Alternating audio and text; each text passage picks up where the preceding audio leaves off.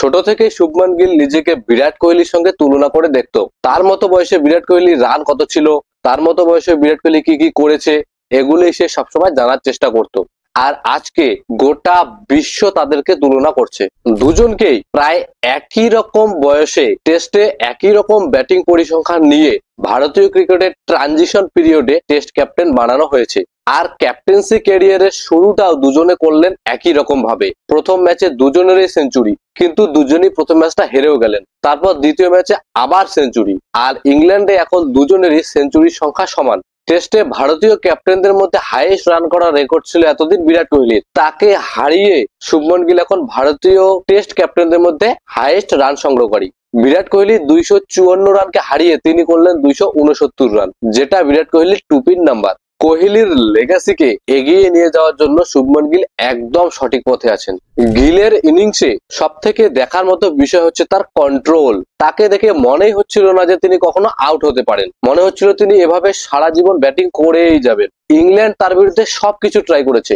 7 জন আলাদা আলাদা বোলার নিয়ে কখনো স্টাম্প টু স্টাম্প লাইনে ট্রাই করেছে, কখনো শর্ট বল ট্র্যাপে ফেলার চেষ্টা করেছে, কখনো অফ স্টাম্পের বাইরে বল করে তাকে আউট করার চেষ্টা করেছে, কিন্তু এর মধ্যে কোনো কিছু দিয়েই তারা শুভমান গিলকে সমস্যায় ফেলতে পারেনি। কোনো প্ল্যানেই কোনো কাজ হয়নি শুভমান গিলের বিরুদ্ধে। টোটাল তিনি খেলেছেন 387টা বল, যার মধ্যে ফলস শট খেলেছেন মাত্র 25টা। এর থেকে বুঝতে পারেন তার ইনিংসে কতটা কন্ট্রোল ছিলেন, কতটা কন্ট্রোলের সাথে তিনি ব্যাটিংটা করেছেন। সিরিজ শুরুর আগে টেস্টে তার অ্যাভারেজ ছিল 36-এরও কম, আর এখন তার অ্যাভারেজ দাঁড়িয়েছে 40.64-এ। এরকম করে যদি এই সিরিজটা খেলতে থাকে তাহলে সিরিজের শেষে তার অ্যাভারেজটা কোথায় যেতে পারে। গিলের টেস্ট ক্যারিয়ারের আসল গ্রাফটা এখন শুরু হয়েছে। ক্যারিয়ারের গ্রাফটা উপরের দিকে তুলতে অনেকেরই সময় লাগে। জয়সওয়ালের মতো কিছু কিছু ইয়াং প্লেয়ার থাকে যারা শুরু থেকেই তাদের ক্যারিয়ার গ্রাফটা উপরের দিকে নিয়ে যায়, কিন্তু বেশিরভাগ প্লেয়ারেরই শুরুতে একটু টাইম লাগে। 20টা ম্যাচের পরে জ্যাক ক্যালিস, হাসিব আমলা এদেরও টেস্টে অ্যাভারেজ 30-এর কাছাকাছি ছিল,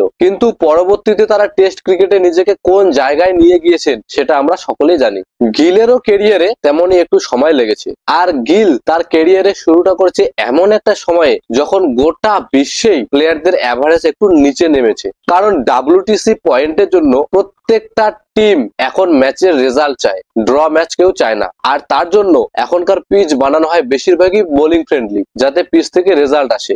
ভারতেও এই সময় পিচ হতো বেশিরভাগই র্যাঙ্ক টার্নার। যে রকমের পিচে শুধুমাত্র শুভমান গিল কেন, কোনো ভারতীয় ব্যাটারের কাছ থেকে রান আসছিল না, সেটা বিরাট কোহলি হোক বা চেতেশ্বর পূজারা বা আজিঙ্কা রাহানে। সিরিজ শুরুর আগে ক্যাপ্টেন গিলকে নিয়ে ততটা সমালোচনা হয়নি যতটা ব্যাটার গিলকে নিয়ে সমালোচনা হয়েছিল। কারণ এর আগে ভারতের বাইরে তিনি টেস্টে কিচ্ছু করতে পারেননি, পারফরমেন্স ছিল তার প্রায় শূন্যই। কিন্তু ক্যাপ্টেন হিসেবে এই সিরিজের দ্বিতীয় ম্যাচেই তিনি তার ক্যারিয়ারের সেরা ইনিংসটা খেললেন। শুধুমাত্র তার নিজের ক্যারিয়ারে নয়, ভারতীয় ক্রিকেটের ইতিহাসে অন্যতম সেরা ইনিংসটা তিনি এই ম্যাচে খেললেন।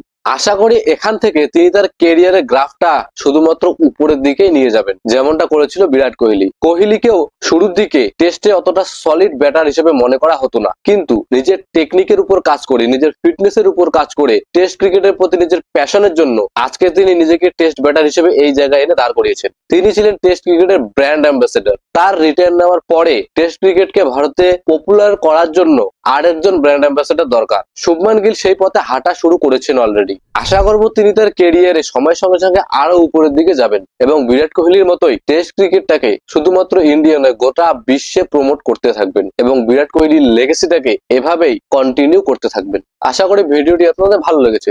ধন্যবাদ।